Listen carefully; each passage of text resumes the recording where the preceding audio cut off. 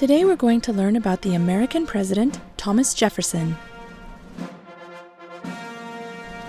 Thomas Jefferson, the third president of the United States, was born on April 13, 1743, in the colony of Virginia, the third of 10 children.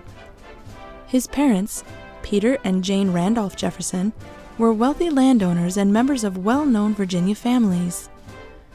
As a child, Thomas Jefferson studied Latin, Greek, and French, as well as history, science, classic literature, and how to ride horses.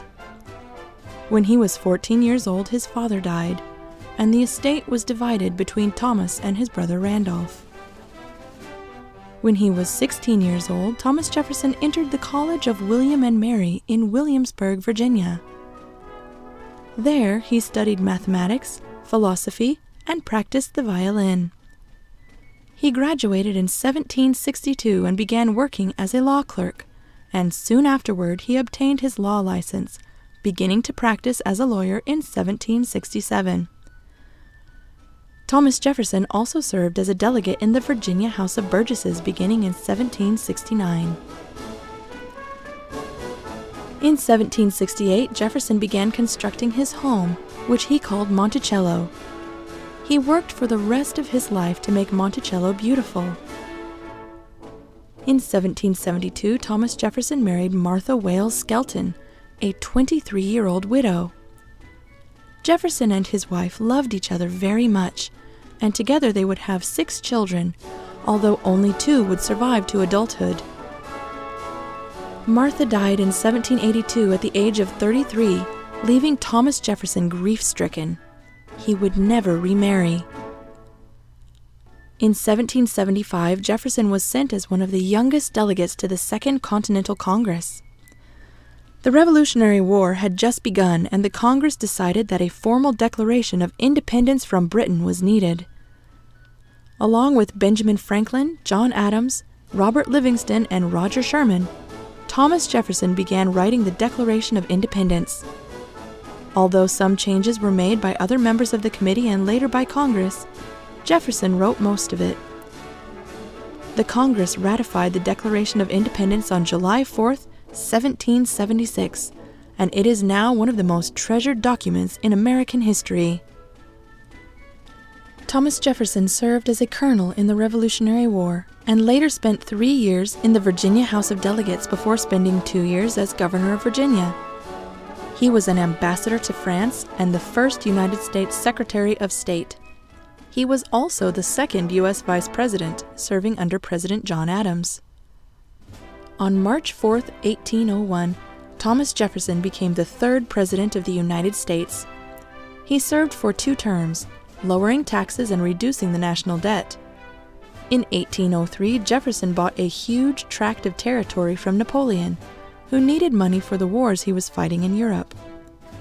This is called the Louisiana Purchase, and it nearly doubled the size of the United States.